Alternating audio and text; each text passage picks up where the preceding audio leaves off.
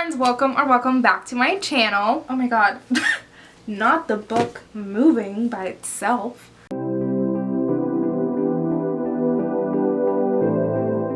So today I'm going to be filming a bit of a basic video. I wanted to film my top 10 all-time favorite books because I feel like some of you may not know like my reading taste or some of my favorite books of all time, so I wanted to like tell you guys what those books are so maybe you can get to know me a little better and see what my reading taste is like. So I have a list of 10 books. Like I said, I do have an honorable mention.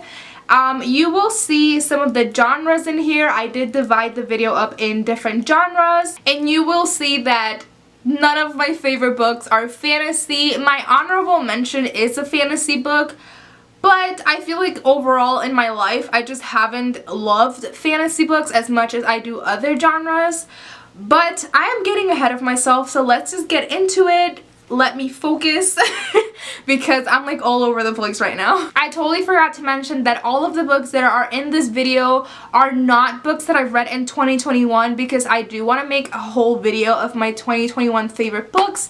So I have read some really good books that have become my favorites in 2021, but they will not be in this video. Alright, so like I said, let's start off with an honorable mention, and that is a fantasy book, and my all-time favorite book in the fantasy genre is A Court of Mist and Fury by Sarah J. Maas. I did read A Court of Thorns and Roses and A Court of Mist and Fury from the library, I believe, and I think I bought ACOWAR, but I think I might have sold it back to half price books. I don't know why, honestly, don't ask me.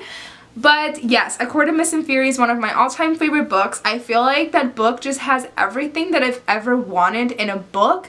So it was just literally perfect, and I feel like now I just don't think I'll ever read a fantasy book as good as that one ever again. But I mean, y'all could prove me wrong and give me some recommendations for fantasy, because honestly, looking at my shelves right now, I do not own a lot of fantasy books and I haven't liked many, so y'all can give me some recommendations. But if you don't know, A Court of Mist and Fury is the second book in a series which is called A Court of Thorns and Roses.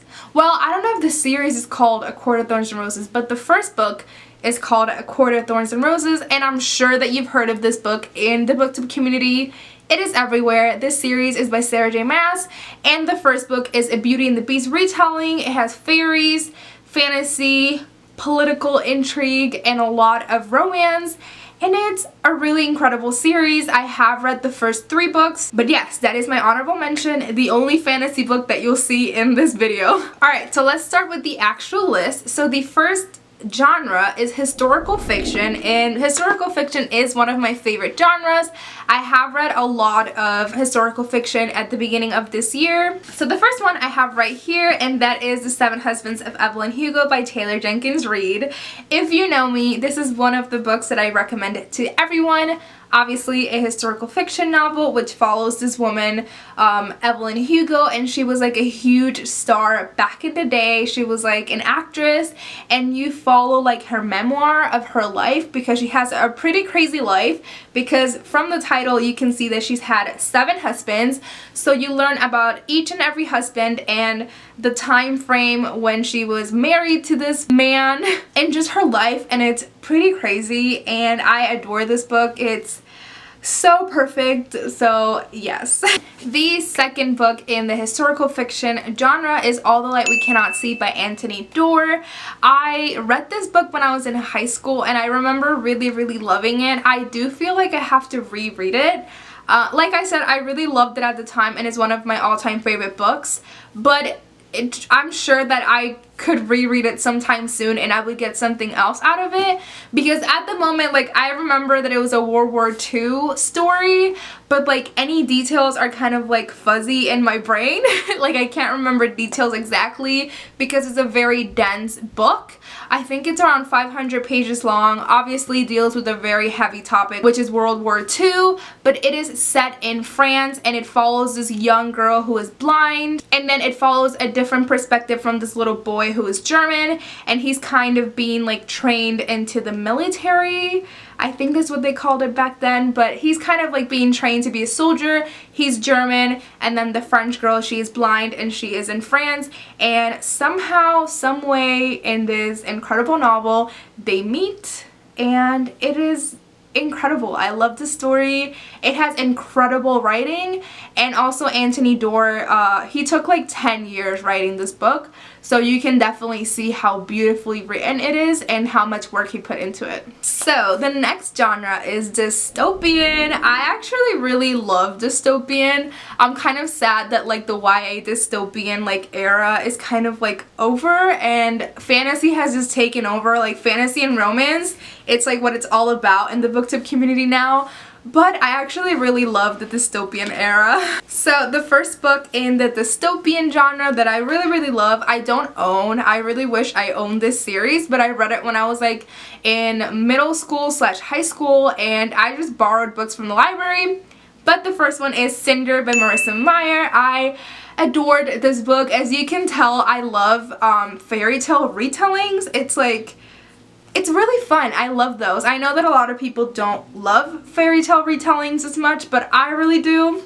So Cinder by Marissa Meyer, it's set in this like fantasy world called New Beijing, and it's set obviously in the future, and it's about this young girl who is like a mechanic, and somehow she gets involved with like the prince of New Beijing because she has to fix something for him, and they meet. And obviously, like I said, it is a Cinderella retelling. But then this series called The Lunar Chronicles follows different characters each book, and in some way they all combine, and it is epic. So the first one follows Cinderella, the second one follows Little Red Riding Hood, and that book is called Scarlet. Third one is Cress, which is my favorite in that series also. And then the last one is Winter. So Cress is Rapunzel and Winter is Snow White. So that is one of my favorite series. I love those books. I still need to read Renegades by Marissa Meyer. It's on my list. I think it's one of the books that has been on my TBR for the longest, and everyone tells me that it's very similar or like the same kind of vibe as the Lunar Chronicles, so I need to get to it for sure. Alright, the next book in the dystopian genre, it is Scythe by Neal Shusterman, and I adore this trilogy. You're gonna hear me saying that word a lot during this video because obviously I love all of these books. That's why they're in this video. So Scythe, this is called the Arc trilogy or series. I think it's the Arc series. Now I can't remember, but it's Arc something, and it is a trilogy. It includes Scythe, Thunderhead, and The Toll, and I adored every single one of those books. I know that it's a bit controversial in the booktube community. Some people really love the first book, and then the next two books kind of go downhill for people, but I honestly loved each one more and more. So these books are obviously set in the future, like futuristic type of future, where in the United States people have conquered everything, the seas, nobody dies, so there are these people that are assigned to be scythes, and basically they're supposed to like randomly choose people to kill because otherwise obviously our world would be overpopulated. But we do have some good scythes and then not so good ones, and you follow a lot of the politics. Honestly, my favorite one in this series is Thunderhead. I adore that book. There's a lot of like references that are like biblical, if that makes any sense. But I just picked Scythe up. It's amazing. There is a low-key like romance in this, which I wasn't really here for, but I just adore this book. Like, the romance wasn't necessary for the book to be amazing, but it was there and it was enjoyable. So yes, pick this up. I love it. I really want to reread this sometime soon. The last book in the dystopian genre is a book that I think I read this book like a year or two ago, so it's a recent favorite, and that is The Gracier by Kim Liggett. So this book has been pitched as like The Handmaid's Tale meets The Hunger Games, and obviously again set in a dystopian like United States. I think it's the United States for this one. I'm like like I'm just really terrible at explaining what books are about. In this futuristic like United States, little girls are told that they have like this power when they turn 16 years old to like lure men, and that their skin has like power and stuff like that. So when they turn 16 years old, they are banished into like the woods to like get rid of this magic. And I believe they are banished for like a whole year, and then they return when they're 17 years old. But some of these little girls that go into the woods when they're 16 years old, when they're banished, do not make it home alive. I just did a terrible job at explaining what this book's about. I'm sorry, but it is incredible. I really love this book, so I would definitely recommend you picking this up. The last genre in this video is going to be contemporary.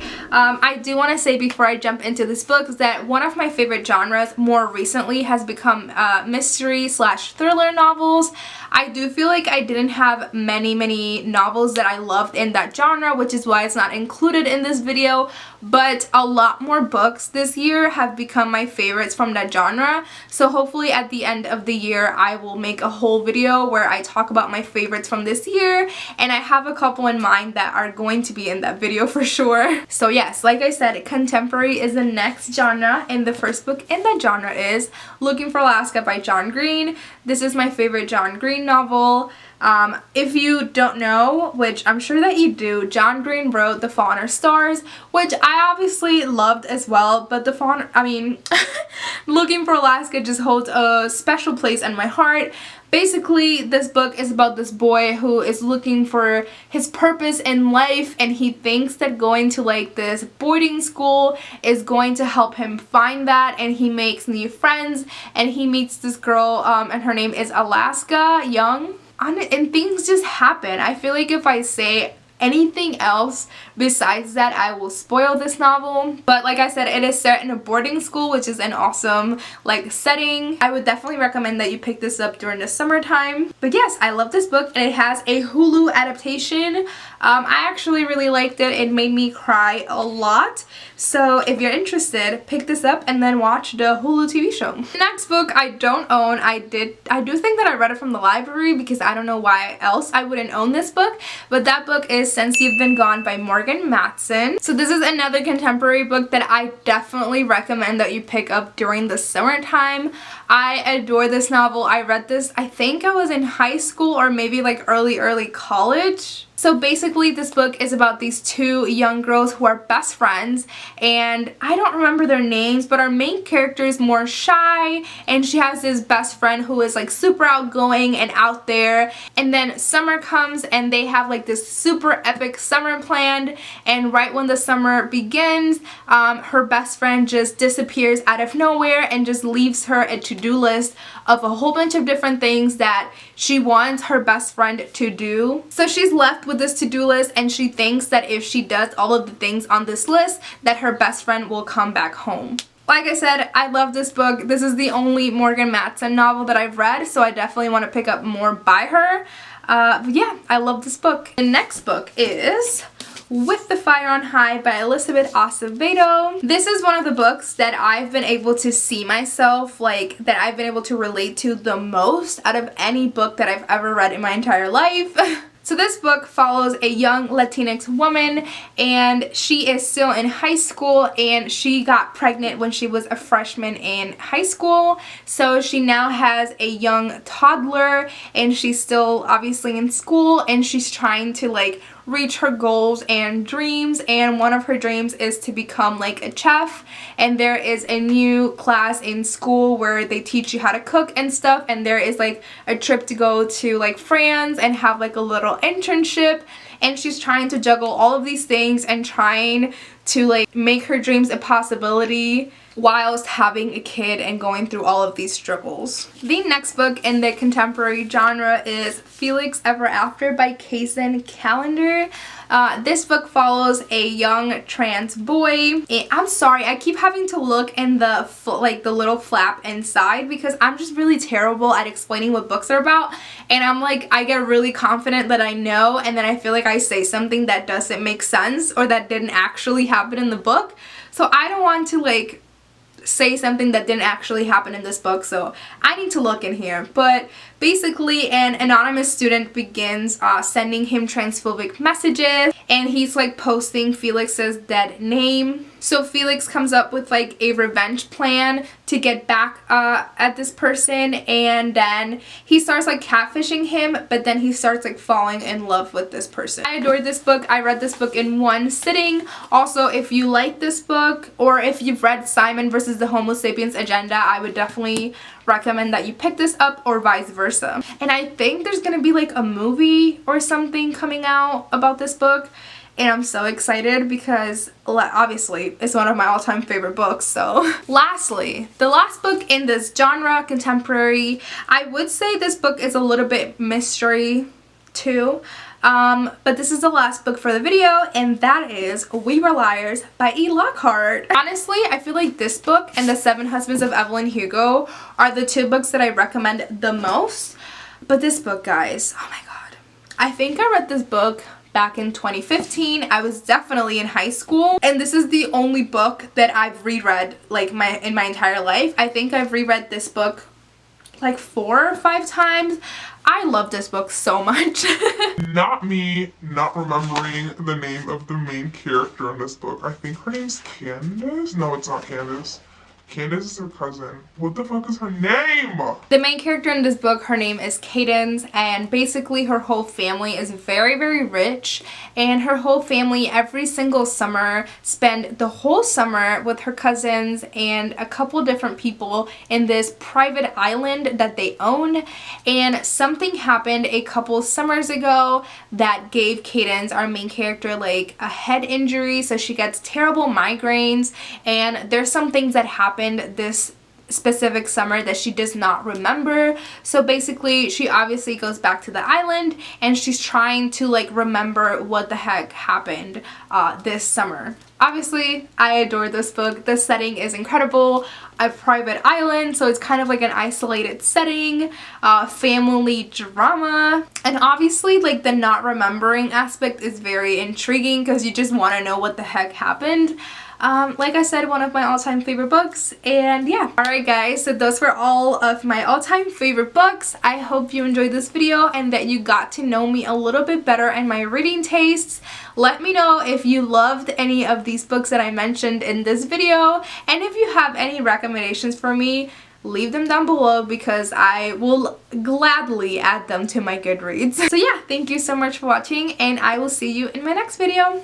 Bye!